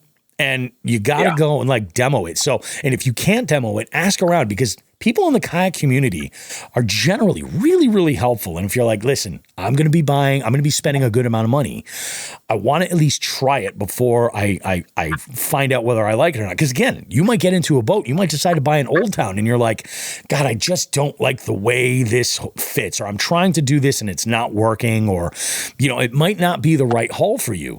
So now what? Now you have to sell that thing at a loss, because you're never going to get full retail for it. You're going to sell it at a loss, okay? And now you've got to go back to square one and then play more games with boats. You know what I'm saying? So I'm going to call up the numbers, but where do you guys weigh in? Give me some feedback. Like, what do you guys think about this?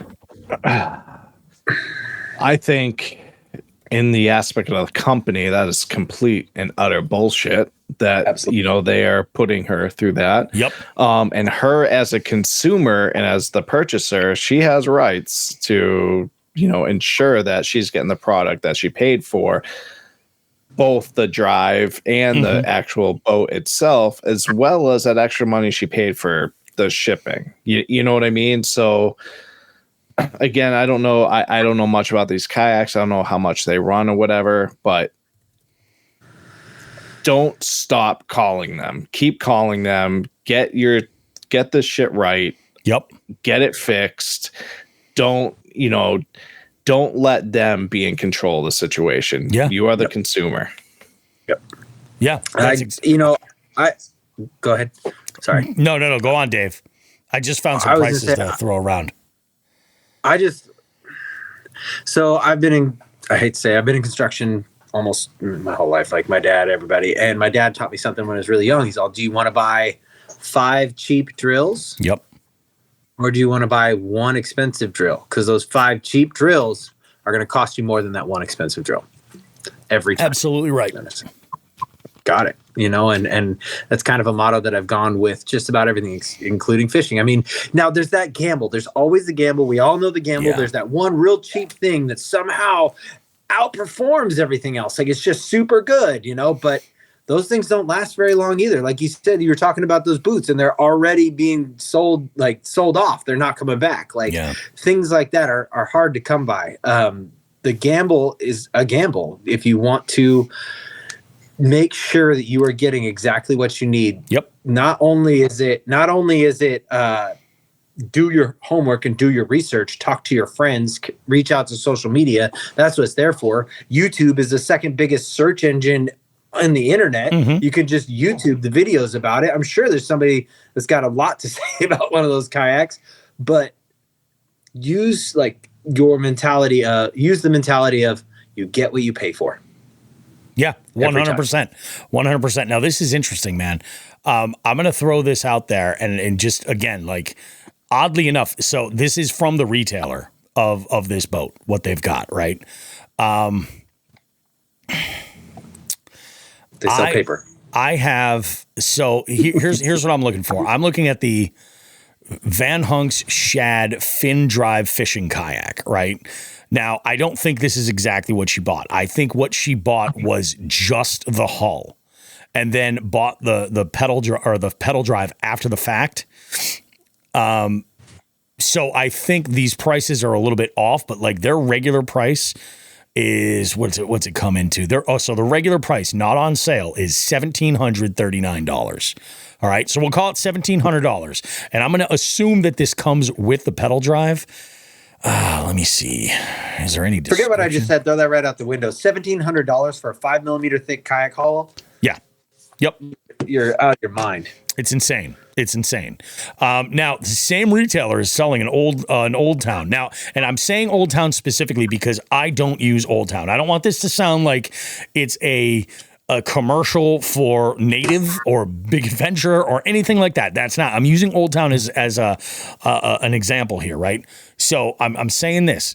You're talking about $1,700 with the fin drive, okay?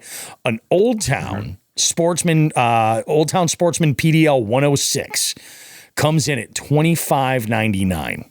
Okay, so you're looking at a difference of about what, $800? Yeah, about that. About $800, right? In stock and ready to ship. So, it's in there, and she and I had talked about it. She's like, "Yeah, I really love the layout of the Shad, the Van Hunk Shad." And I was like, "What about it is it that you love so much?" And when I asked her the question, she was like, "Oh, it's got this front storage, which is great because I'm going to put my battery in there and I'm going to do a motor. And then in the rear, I can put my black pack and I can do this." And I was like, "Oh, really?" I'm like, "Because you just described fucking 90% of the fishing kayaks that are out there." You know what I mean? I'm like, yep. It's just one of those things. Todd, yes, it was from Eco Fishing Shop. Absolutely. That's the one. Man, here's the thing. Dealers want to move product. Yeah. Retailers know that you don't necessarily have $2,500 to drop down. You know what I'm saying? All in one chunk. If you're going to a dealer, and I'll use Three Bells Outfitters only because we've got the experience that we have with them. But I can remember, what was it? There was a 2 or 3 month window. I think it was over the at the end of the season where they did 0% financing for 12 months. Mm-hmm. You know what I mean? You go in and you put down what you can put down, You know what I mean? And again, like you've got to be a grown up and you've got to be able to get the financing and have a credit report and all that shit. And sometimes you can't. Sometimes there are folks who are like in a situation where their income doesn't allow that. And I get that. You know what I mean? So then what you have to do is you got to look at it a different way and say, how much is this boat and how much extra effort can I put into it? Am I able to pick up some hours? Maybe pick up, you know what I mean? And make that commitment to putting that money into an envelope so that you can go and do whatever. You know, if you have the ability to finance something, yes, do it. You know what I'm saying? Yep.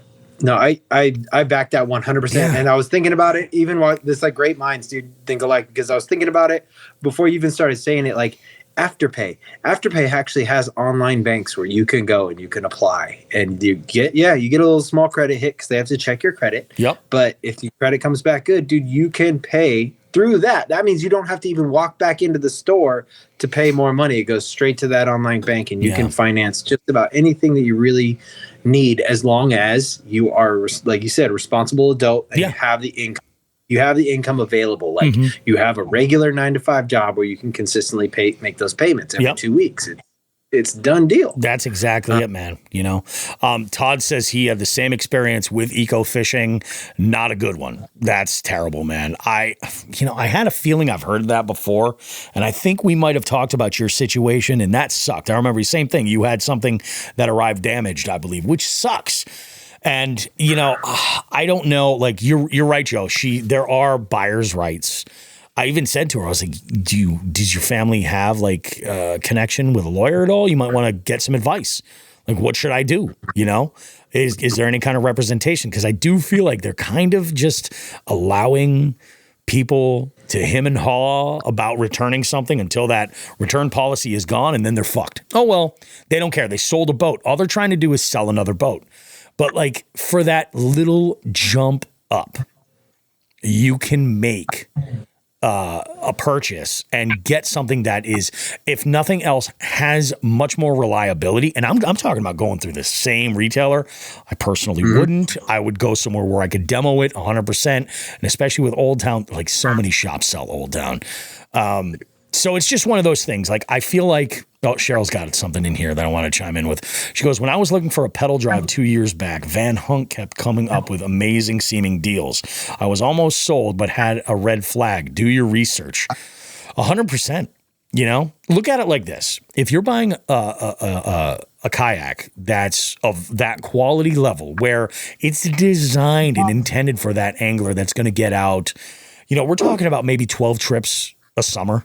Something like that, like 12 trips in a summer, totally get it. Something like that, that makes sense.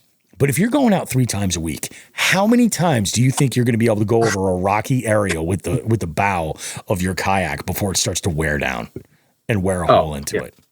Like, you got to be dragging it. Just dragging your kayak. Yeah, just dragging it. You know, it's crazy. It really, really is. So I feel for Janelle. I feel like she got took for a ride. I'm hoping that there's going to be some type of something that she can, you know, fix to get sort of made whole here on her end of it. So I'm hoping for the best, but we'll see what happens. But haste makes waste. Do your research.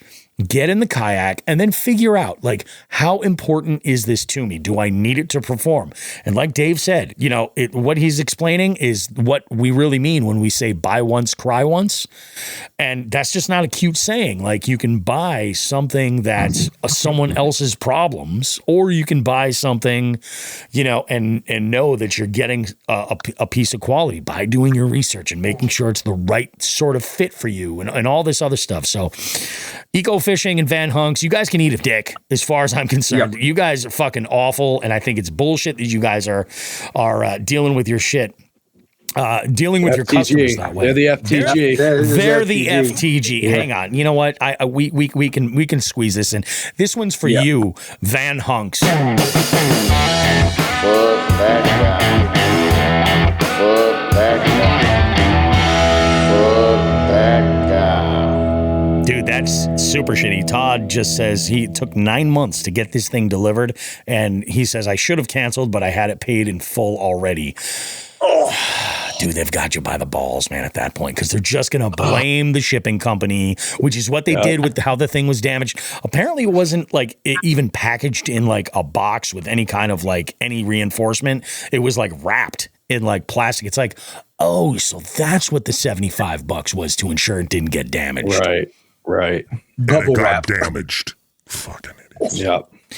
Ridiculous. But yeah, so go on. I was to say that's a stack of losers right there all day, every day, dude. Yep. I hope this podcast gets out. And if you are all in this area, promote this podcast. Put this on your social media. Yeah. Even like take the time clip and put the timestamp on there so people are hearing this. Because if this isn't learned about by more and more people, it's going to continue. Companies continue to do stuff until they get called out on it, like Skittles. It's true. You know, man, it's true. So. You know, and it sucks. I hate.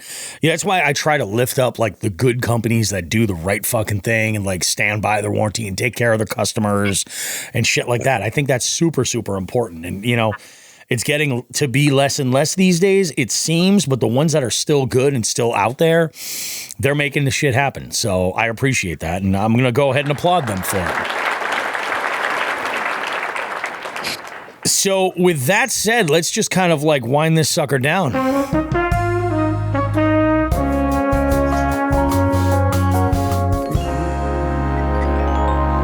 I would fully say this show just kicked ass entirely. Kicked Easter ass. I had a great time either way. Even if it sucked. Yeah. No, I think there's some pretty damn good quality in here, boys. And this was awesome. This was a great show. Great show. Dave, it was great to have you on, man. And if I know that the listeners do definitely love the idea of doing more with guest hosts, like we're going to be doing this as often as we can because it keeps the show interesting and fresh, and we can just dialogue. That's really what it's all about, you know, and make shit happen. Do you have anything coming up that's of interest, or are you maybe hip to something going on with Dark Horse Tackle that we should be paying attention to? Well, the KAF is getting ready to kick off here pretty quick. Yeah. That's going to be super fun, the Kayak Adventure Series, and you're going to be seeing a lot of Dark Horse dudes around those hanging out. And I know you're going to be actually going to what, the Susquehanna? Susky one is the one I'm planning on. Yeah. Yep. I gotta marry. Well, and the thing is like I'm kind of torn. I gotta actually talk with Drew because he asked me about hosting trivia. On that, basically during the awards and everything like that, which would be awesome. The only problem is I got to figure out how I'm going to do that and get my kayak down there if I'm going to fish. If it's just going to be for trivia and I'm just going to be hanging out down there, we'll figure it out. Maybe Delirious can help me out and haul the boat. Oh, maybe we can work something like that out.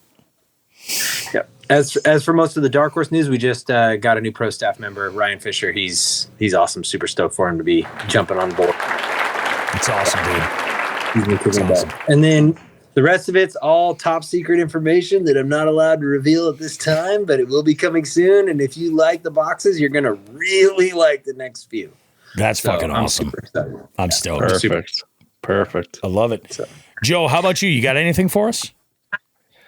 No, man, that's it. You know, just gonna get out there tomorrow morning. Hopefully, after I drop the kid off to school, redeem myself from Saturday.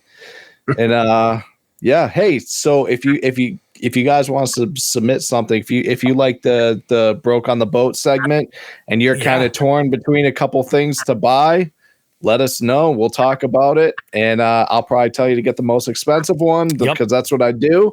And but yeah, let Bobby and I help you make that decision. Yeah, let's do that. I'm into it. So yeah, if you guys are torn, shoot us an email, shoot us a DM, all that kind of stuff. That information is going to be in the description of this show. We're going to add it to here. So reach out to us. Let us know what's on the horizon. You know, we'll kind of walk you through it the best that we can. You know what I mean? Because we're just guys paying for shit too. That's it. It's just, the bills, they never go away.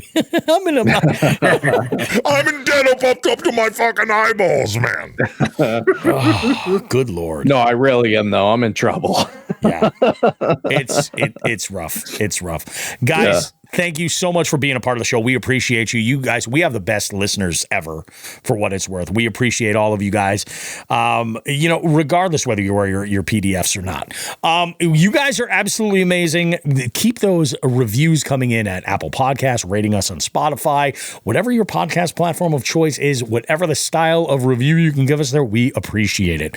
As always, if you are out there catching fish, make sure to tag us in your pics when you're catching them. Bigs, dinks, it doesn't matter. We love it all. We love to show a little love on your social media and share your stuff as well. And one other thing, by the way, I don't know if you've heard it perhaps, but there is a multi-species scavenger hunt tournament starting tomorrow. I say tomorrow. After we're done, because we're recording this on Sunday, and that's no April Fool's joke. Yeah, April the 1st, it's kicking off a whole month, and you guys have until the 8th to go ahead and register if you want to join. The link is in our Instagram bio. If you're following us on Instagram, it's at jigsandbigs.com under tournaments. You can join right there, or just open up the Fishing Chaos app. If you're already got the app, just search Jigs and Bigs. You'll see that. One other little tidbit I want to get out there, folks, is that your boy Bobby Roastbeef did do some pretty substantial work on Thursday. I set up the framework for the May scavenger hunt and the June scavenger hunt, but also I set up the framework for the bass tourney happening on June 29th, which y'all asked for. It is Midsummer Madness, but it's going to be an early summer, and then we're going to do one in September. It's going to be absolutely awesome, guys. You folks have yourself an amazing, amazing week, and we will see you in 7 days for more Jigs and Bigs goodness. You know what we say? You know what we always say. It's an ass smoke some grass.